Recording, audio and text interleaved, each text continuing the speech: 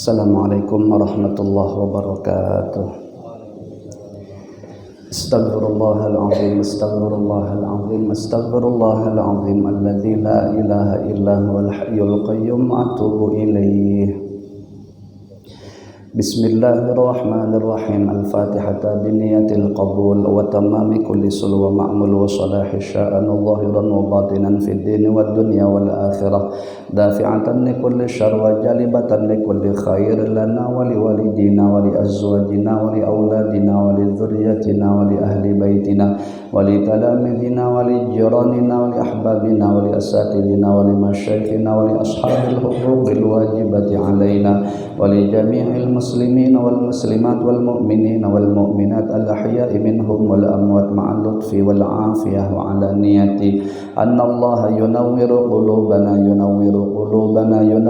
qulubana wa qawalibana ma'al huda wat tuqa wal afaf wal maut ala dinil islam wal iman bila mihnatin wal imtihan bi jahi sayyidi waladi adnan jami'atan li kulli niyatin salihah wa ziyadatan wa mahabbatan fi syarafil habibil mahbub wa khususan khasatan ila hadrati man nawainahum wa anta ta'lamu bihim wa bi asma'ihim radhiyallahu anhum ajma'in a'adallahu alaina min barakatihim makramatihim wa anwarihim asrarihim fid dini wad dunya wal akhirah ala hadhihi niyatu ala manawahu aslafuna salihun wa likulli niyatin salihah wa ila hadratin nabi sallallahu alaihi wa ala alihi wa sahbihi wa baraka wa sallam. Al-Fatihah. A'udzu billahi minasy syaithanir rajim. Bismillahirrahmanirrahim. Alhamdulillahi rabbil alamin. Arrahmanir rahim. Maliki yaumiddin. Iyyaka na'budu wa iyyaka nasta'in. Ihdinas siratal mustaqim. Siratal ladzina an'amta 'alaihim ghairil maghdubi 'alaihim waladdallin. Amin. Bismillah walhamdulillah wassalatu wassalamu ala rasulillah wa ala alihi wa sahbihi wa man walah. Allahumma salli wa sallim ala sayyidina Muhammadin miftahi babi rahmatillah adada ma fi ilmillah salatan wa salaman daimaini bidawami mulkillah wa ala alihi wa sahbihi adada kulli dzaratin alfa marrah wa la haula wa la quwata illa billah amma ba'dah. Para asatid yang sama-sama kita muliakan, bapak-bapak, ibu-ibu, hadirin dan hadirat rahimakumullah. Menyambung kembali ke istiqomahan pelajaran kita, yaitu kitab Al-Wasaya karangan Al-Imam Al-Habib Zain bin Ibrahim bin Zain bin Sumayt rahimahumullahu ta'ala wa nafa'ana bi ulumihim wa anwarihim wa asrarihim fid dharain amin. Bismillahirrahmanirrahim. Qala jalla fi'ulah fi akhiri ayatil mawarithi min suratin nisa. Tilka hududullah wa may yuti'illaha wa rasulahu yudkhilhu jannatin tajri min tahtihal anharu khalidina fiha wa dzalikal fawzul 'azim. Wa may ya'sillaha wa rasulahu wa yata'adda hududahu yudkhilhu naran khalidan fiha wa lahu 'adzabun muhin. Allah Subhanahu wa ta'ala berfirman di dalam Al-Qur'an, ya, tepatnya tidak disebutkan di sini, ya. Surahnya tak disebutkan di sini, ya. Cuman yang jelas di sini disebutkan menjelaskan tentang akhir ayat-ayat yang berkaitan masalah warisan, ya. Masalah warisan. Tadi ayatnya sudah sama-sama kita baca, tilka hududullah. Nah, yang demikian itu adalah keparduan atau ketentuan Allah Subhanahu wa ta'ala.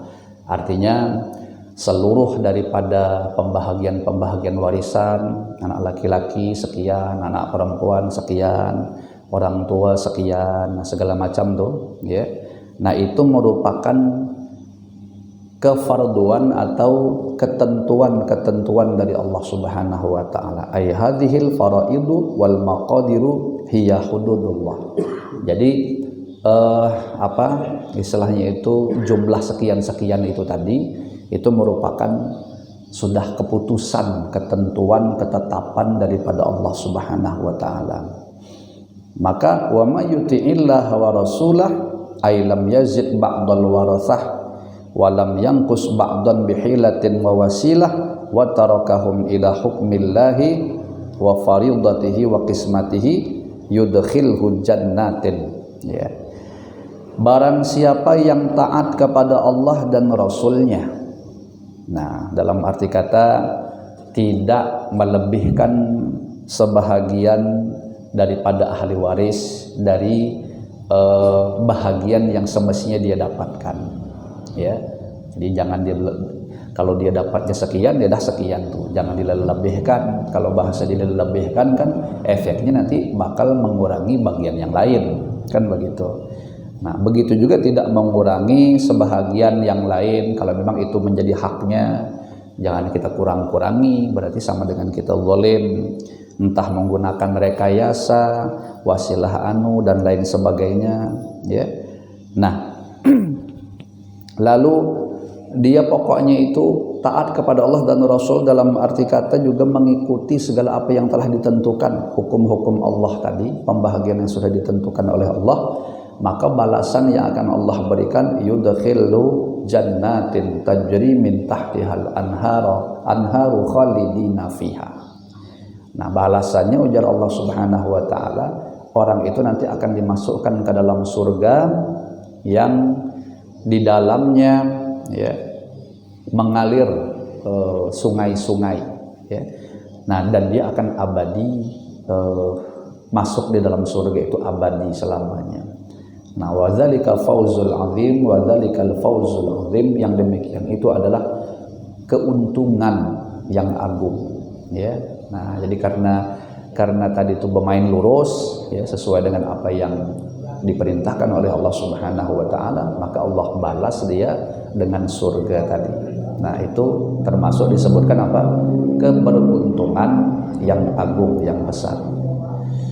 Wa may ya'sillaha wa rasulahu wa yata'adda hududahu, dan barang siapa yang bermaksiat kepada Allah Subhanahu wa taala dan Rasulnya, artinya mendurhakai Allah dan Rasulnya serta melanggar daripada ketetapan-ketetapan yang telah Allah tetapkan tadi dalam urusan warisan.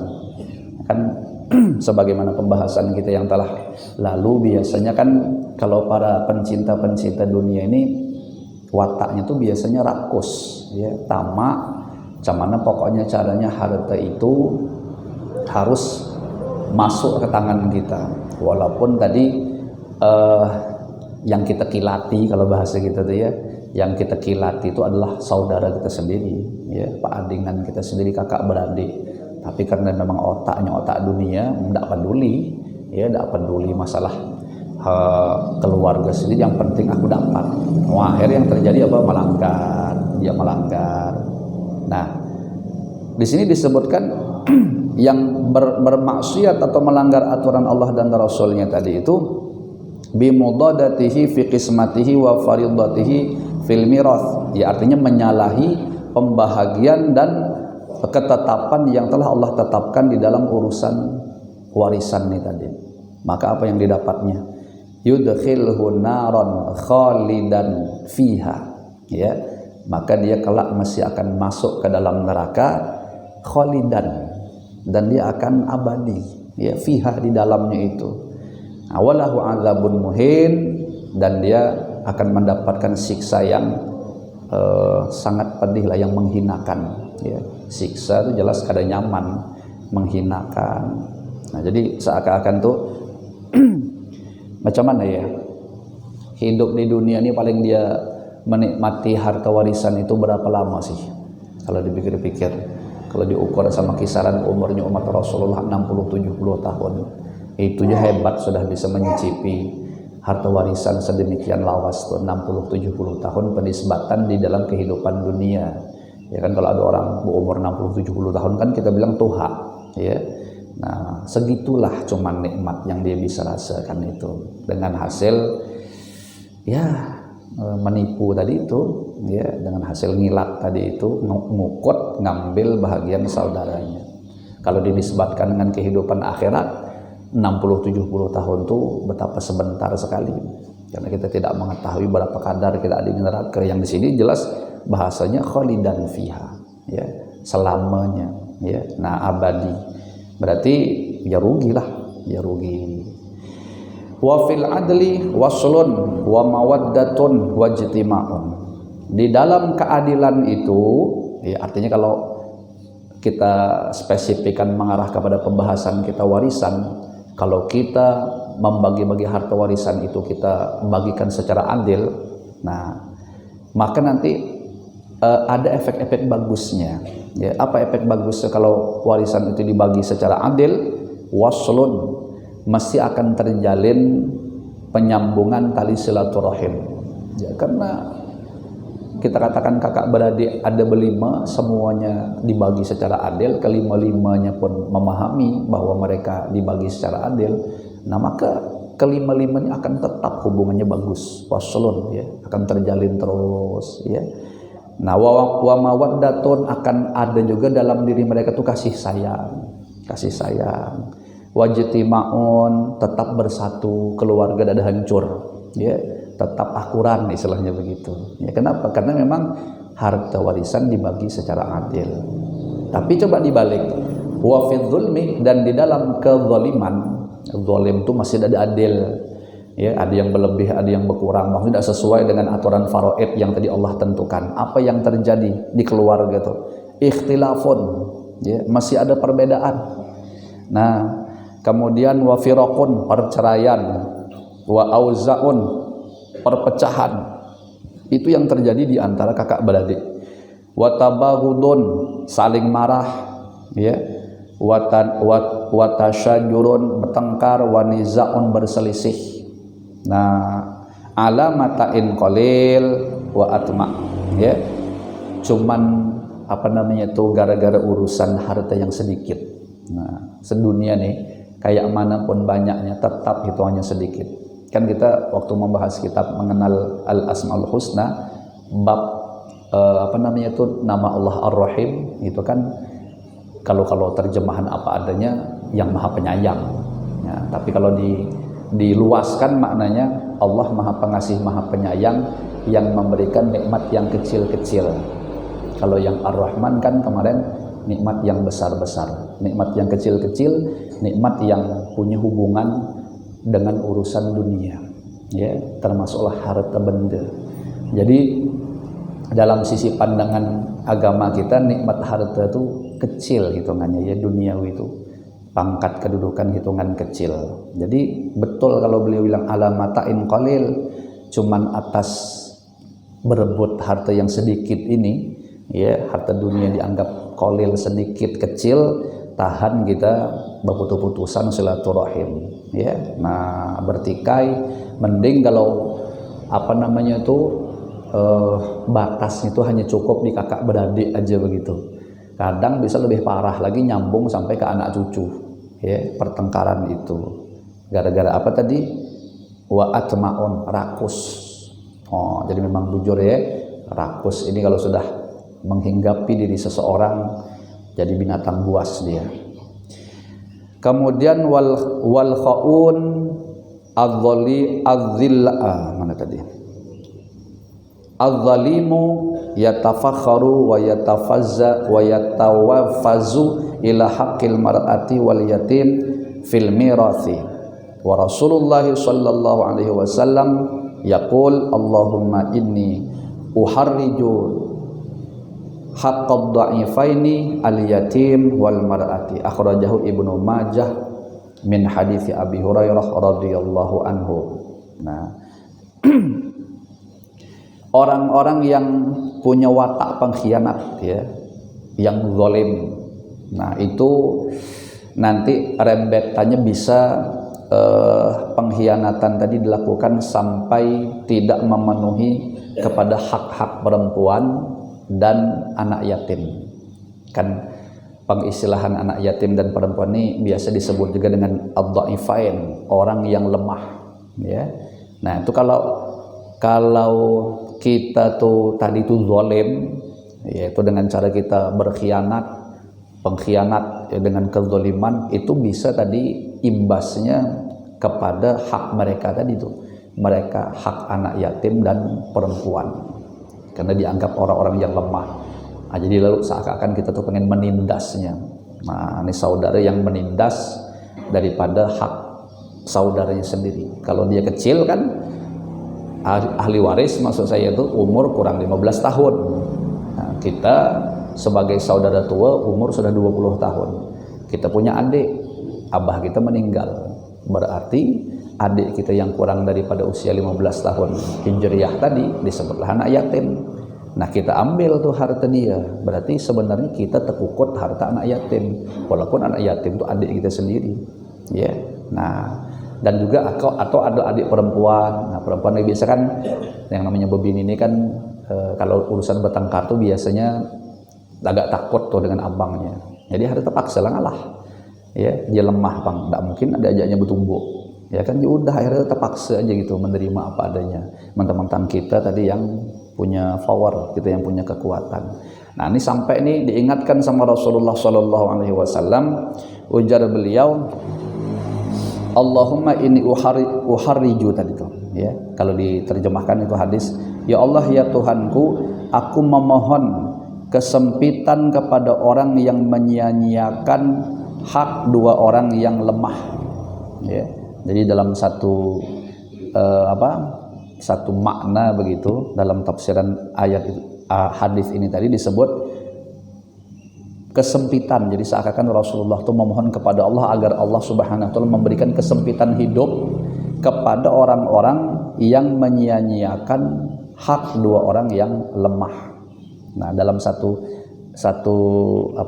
terjemahan yang lain, dalam makna yang lain begitu, kata-katanya itu adalah dosa, ya. Jadi seakan-akan itu aku menisbatkan sebuah dosa, kata Rasulullah, menganggap ini sebuah dosa kepada orang-orang yang menyia-nyiakan hak dua orang yang lemah. Nah, siapa ad-dhaifain tadi? Al-yatimi wal mar'ati, yaitu anak yatim dan perempuan. Nah, jadi walaupun mereka itu lemah, jangan coba-coba nak kita kilati, istilahnya begitu, ya. Nah, kita akal-akali, jangan coba-coba. Nah, ini hadis dikeluarkan oleh Imam Ibnu Majah dari hadis yang sahabat Abi Hurairah radhiyallahu taala anhu. Wa makna uharriju, nah, ya Allah aku memohon kesempitan, dari maknanya uharriju, udayyiqu 'alan nas fi tadyi'i haqqihima, yaitu aku, kata Rasulullah, memohon kesempitan atas orang-orang yang memang menyia-nyiakan hak mereka. Ini bahasa kesempitan ini apa? Kesempitan hidup yang dikehendaki, wallahu alam. Tapi kayaknya arahnya ke situ. Jadi seakan-akan walaupun kita maksud saya kita ini, misalnya kita ini yang zalim gitu, ya. Kita ambil harta saudara kita. Nah, kita tadi didoakan buruk sama Rasulullah SAW, yaitu kita didoakan supaya hidup kita tuh sempit. Ya bisa jadi karena harta ini didapat dari kezaliman, akhirnya justru mungkin harta ini akan kita habiskan dalam hal yang sia-sia gitu, ya. Dalam hal dosa, menjadi fasilitas dosa, ya tentu efeknya hidup kita malah menjadi sempit. Nah, baik itu dirasakan di dunia, lebih-lebih di akhirat, karena jelas pasti akan dihisap, dipintai pertanggungjawaban. Atau bisa juga bahasa sempit ini justru karena tadi itu didasari dengan kerakusan, ketamaan pengen menguasai harta keluarga tadi itu, yang terjadi bawaan hati gitu miskin, ya. Maksudnya tuh miskin hati, kurang, sehingga sempitlah jadinya. Padahal hartanya tuh banyak yang diambil, tapi hatinya Allah bikin miskin. Sehingga kan bawaan orang yang hatinya miskin tuh pasti bawaannya kurang. Kalau kurang tuh sempit aja sudah, ya, susah aja kadang-kadang seperti itu. Nah, padahal tadi yang dikukutnya banyak, tapi hati yang dibikin Allah sempit. Ya, atas doa daripada junjungan kita Rasulullah Sallallahu Alaihi Wasallam. Kemudian di sini disebutkan lagi, wa usyaddidu dzalik. Nah, aku menganggap berat, kata Rasulullah, dengan yang sedemikian itu. Ya, kelakuan orang-orang yang menyia-nyiakan hak anak yatim dan perempuan tadi. Wa uhadziru wa ulhiqu al haraja wal isma biman adha'a haqqal yatimi wal mar'ati. Jadi aku peringatkan, kata Rasulullah, ya, aku nisbatkan kesempitan dan dosa dengan orang-orang yang telah menyia-nyiakan hak anak yatim dan perempuan tadi.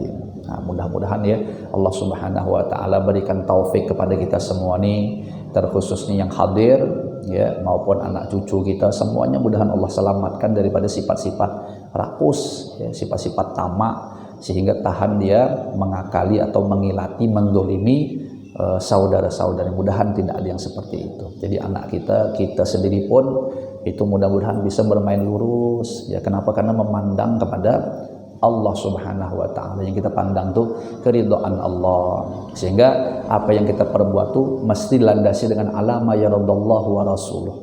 Segala sesuatu yang pokoknya diridhoi oleh Allah dan Rasulnya.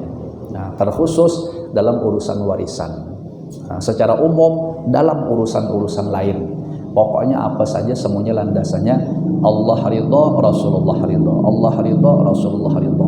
Mudahan tuh hati kita dijaga oleh Allah Subhanahu wa taala ya seperti itu. Amin ya rabbal alamin. Nah, kemudian di sini kita lanjutkan faidatun ya. Al-huquq al-muta'alliqah bitarikatil mayit atau bitirkatil mayit. Faidah menjelaskan tentang hak-hak yang berkaitan dengan harta peninggalan mayit. Artinya ketika seorang meninggal dunia, nah, dia meninggalkan harta warisan, maka harta warisan ini nanti punya hak-hak ya, artinya punya hubungan-hubungan lah dengan sesuatu-sesuatu. Nah, dikemanakan nih? Ya, diantaranya mungkin apakah bayar hutang gitu, apakah untuk menjalankan wasiat mayit, apakah untuk mentajhiz maksudnya mengurusi keperluan mayit daripada ongkos memandikan misalnya, mengkafani ya, menguburkan, menyolati dan lain sebagainya. Nah, jadi setiap harta mayit itu nanti punya keterkaitan tadi itu. Qala al-ulama yata'allaqu bitarikatil maiti khamsatu huquqin murattabatan 'inda dhaiqit tarikati fa illam tadhiq fayundabu at-tartibu wahia. Jadi para ulama mengatakan bahwa harta peninggalan mayit itu nanti akan berhubungan dengan 5 hak ya, yang harus bahkan hukumnya wajib 5 hak ini dikerjakan sesuai dengan urutannya, wajib. Nah, dengan catatan kalau hartanya ini sedikit ya. Jadi ibaratnya itu mana yang nomor 1 yang harus didahulukan, mana yang nomor 2, mana nomor 3. Hartanya ini ngepres. Nah, maka harus dijalankan secara tertib urutannya itu. Tapi kalau seandainya fa'ilam tadik, kalau dianya agak banyak, artinya tuh di sini disebutkan tadi kan ada 5 tuh hak harta tuh. Nah, pokoknya semuanya tuh mesti bisa terpenuhi. Kenapa? Karena sugih nih kisahnya tuh. Si mayat nih sugih. Nah, maka kalau macam itu hukumnya fayundabu at-tartib. Tartibnya itu urutan 1 2 3 tadi hukum cuman sunnah aja. Kenapa? Karena semuanya bakal bisa digawi, ya. Nah, tapi kalau tidak ke dalam kondisi berlebihan macam itu, berarti kan ya memang harus ada yang didahulukan. Karena bisa jadi nanti yang nomor berapanya mungkin tidak dapat kebahagiaan mungkin, ibaratnya gitu. Maka berarti mana hari yang didahulukan harus didahulukan wajib. Kalau semuanya bakal dapat dilaksanakan, tertib tadi hukumnya cuma sunnah saja. Apa tuh? Wahia awaluha al-haq al-muta'alliq bi'aini tarikah kazakat idza ta'allaqat bin nisab. Yang pertama adalah hak yang berhubungan dengan ainut tarikah ya, atau ainut tirkah, benda peninggalan itu sendiri ya. Jadi kita katakan harta peninggalan itu sendiri kaitannya. Contohnya seperti zakat. Nah, jadi misalnya harta peninggalan mayat ini ada tak punya keterkaitan dengan sesuatu yang diwajibkan untuk dibayarkan zakatnya. Kita katakan kan misalnya dia meninggalkan emas, ya, duit misalnya dalam sebagian pendapat ulama. Nah, sedangkan emas kita tahu termasuk perkara yang wajib dikeluarkan zakatnya. Nah, ternyata dia betul meninggalkan emas. Nah, sebelum masuk pada tahapan dibagi-bagikan kepada ahli waris, jangan ke situ dulu, tapi harus didahulukan dikeluarkan dulu zakatnya, zakat emas, harta peninggalan mayit. Nah, ini nanti kita akan melihat dalam sisi nisabnya, sampai tak kira-kira kan untuk nisab emas tuh berbeda kan, maksud saya pendapat ulama tuh, ya, ada yang 77,51 gram seingat saya, ya benar tuh, insyaallah 77,51 gram. Ini pendapat yang biasa sering saya pakai. Kenapa paling rendah? Karena kalau paling rendah nih biasanya tuh lebih membuat kita tuh supaya cepat untuk mengeluarkan kewajiban kita. Walaupun nanti ada pendapat ulama lain mengatakan 83 gram, ada yang 84, ada yang 85. Itu memang saya temukan. Nah, kalau bangsa kita nih ngambil pendapat yang 85 tadi, berarti kan agak jauh tuh, 77, sekian dibulatkan pun menjadi 76 cuman. Nah, mengejar ke target 85 gram. Nanti kalau kita punya sekitar 76, kita bilang kuliah mengeluarkan, soalnya kan belum sampai. Nah, jadi akhirnya ada hak orang yang tertahan. Jadi kalau sudah urusan dhimah, urusan tanggungan-tanggungan, lebih bagus ngambil pendapat yang paling rendah supaya kita mudah terkeluar tadi itu, ya, mengeluarkan duit kita untuk dibayarkan zakat, di mana kita sesadar-sadarnya bahwa di dalam duit kita itu atau emas kita tadi ada hak daripada 8 asnaf tuh, di antaranya fakir miskin kan, yang masuk nominal pertama tuh, ya. Nah, jadi kalau sudah sampai 77 insyaallah 51 keluarkanlah zakatnya. Nah, jadi ketepatan si mayit ini meninggalkan emas banyak. Kalau dimayam-mayamkan tuh kalau tidak salah kurang lebih antara 26-27 mayam. Kalau tidak salah ya, kurang lebih segitulah nisabnya itu. Ya udah, keluarkan aja zakatnya. Itu yang harus didahulukan. Bi angkana baqiyan fatata'allaqu bil ain, ya. Ini kalau memang emasnya tadi memang masih ada gitu, emasnya masih ada dan dia memang punya keterkaitan dengan ain itu tadi. Wa illa fabidzimmah. Nah, kalau memang tidak ada punya emas yang sampai senisabnya begitu, ya dia tentu nanti berubah menjadi dhimmah, menjadi tanggungannya. Wa takunu minad duyun al mursalah fi dhimmah. Dan juga nanti adalah harta tersebut termasuk juga daripada hutang piutang, ya, itu punya keterkaitan dengan harta tersebut adalah hutang piutang yang harus dikeluarkan dan memang sudah menjadi tanggungan mayit. Ya, ini lazim lah nih ya, artinya sudah menjadi satu kelaziman di daerah kita pun. Biasanya kalau ada orang meninggal dunia yang harus disegerakan untuk diselesaikan itu adalah hutang piutang dia yang sudah menjadi tanggungan dia, artinya wajib untuk dibayarkan, sudah habis masanya itu. Kan hutang ini ada yang belum sampai, ada yang sudah sampai temponya, maksudnya begitu. Nah, cari yang sampai temponya tadi. Wa fi kilal halatani wajaba ikhrajuha minat tarikah. Nah, dalam dua keadaan ini tadi kita harus wajib mengeluarkan dari harta peninggalan tersebut, peninggalan mayit maksudnya.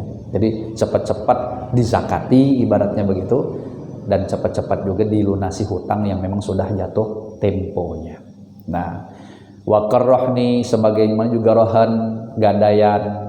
Ya, ada tak mayit nih gadai-menggadai, ya, jangan-jangan memang ada gadai barang begitu. Nah, sudah jatuh pula temponya, ya udah selesaikan apa yang dia gadaikan. Kan biasa kan gadai ini statusnya kayak utang juga, ya kan, biasa ngambil duit pakai benda barang gitu, motor misalnya itu yang kita gadaikan. Nah, nanti kan tempo sekian bulan harus dilunasi, kalau tidak motornya lego, kan begitu modelnya. Wasuknal mu'taddah, dan tempat tinggal istri yang menjalani masa indah. Nah, itu juga harus dipenuhi begitu, karena kewajiban laki tadi. Itu yang pertama.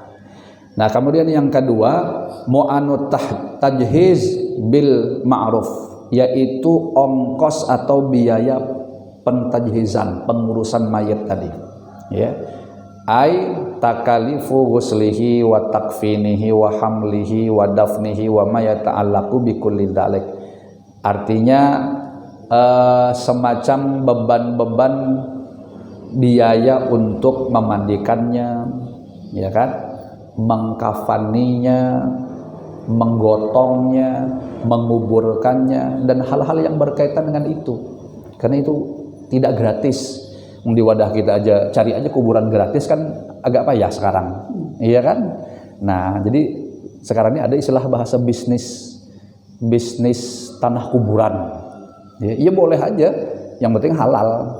Ya, ibaratnya kita punya tanah, ayo siapa yang mau kuburan sini bayar misalnya sekian. Ya ada apa-apa sih, dia kayak sistem jual begitu, bisnis jual beli, tapi cuman seukuran lubang kubur aja. Kita mungkin kuliah juga nak mewakafkan. Wah, kalau orang-orang non muslim itu jangan macam-macam, kuburannya mahal-mahal. Kalau di kota-kota besar itu kan payah, kehabisan lahan sudah mau menguburkan di kota, karena dicarikan di daerah luar kota. Ya, mau tuh cari tempat perbukitan mahal. Mau saya baca di internet tuh aja kuburan-kuburan yang di atas bukit-bukit atau pegunungan tuh itu bisa harganya sampai 250 juta. Ya, wah kalau kita di sini kan, setahu saya di Tungkal nih ada yang sampai 5 juta, ya. Nah, jadi bayar gitu. Nah, itu kan butuh duit bahasanya. Kali ya kalau ikut persatuan nyaman. Nah, kalau ada punya persatuan kan lumayan juga. Nah, jadi keluarkan yang sedemikian itu. Ala hasbi yasaril maiti wa insarihi min ghairi israfin wala taqtirin. Itu dikeluarkan ya semampunya lah, ya, sebatas kemampuan mayit. Kan kita akan melihat juga dengan kekuatan ekonominya juga. Ya, kalau macam tadi ikut persatuan mungkin sudah ada duit sekian-sekian ditentukan untuk diberikan kepada keluarga mayit buat untuk nukari tanah segala macam itu. Yang penting tidak berlebihan sangat gitu. Nah, illa tajhizu jaudatil musiri fa innahu ala zaujiha al musir in kanat ghairi nashizatin. Ya, kecuali nanti pentajhizan seorang istrinya orang yang kaya, maka sesungguhnya itu berada di bawah tanggungan suaminya, ya, yang juga mampu. Nah, kalau memang dia istri tadi bukan istri yang nusyuz. Apa nusyuz ini? Durhaka lah, ya, bukan istri yang durhaka. Kalau dia nusyuz kan itu menutup daripada kewajiban suami memberikan nafkahnya. Ya, berarti seakan-akan menjadi bukan berada di bawah tanggungan suaminya karena nusyuz itu tadi, kedurhakaannya. Nah, kemudian yang ketiga wasalisuha wallahu alam bissawab. Kita cukupkan ya. Mudah-mudahan yang kita kaji seada-adanya ini dijadikan oleh Allah Subhanahu wa taala menjadi ilmu nafi', manfaat berkah dunia akhirat untuk kita semua. Amin ya rabbal alamin. Al-Fatihah. A'udzu billahi minasyaitonir rajim. Bismillahirrahmanirrahim. Alhamdulillahirabbil alamin. Arrahmanir rahim. Maliki yaumiddin.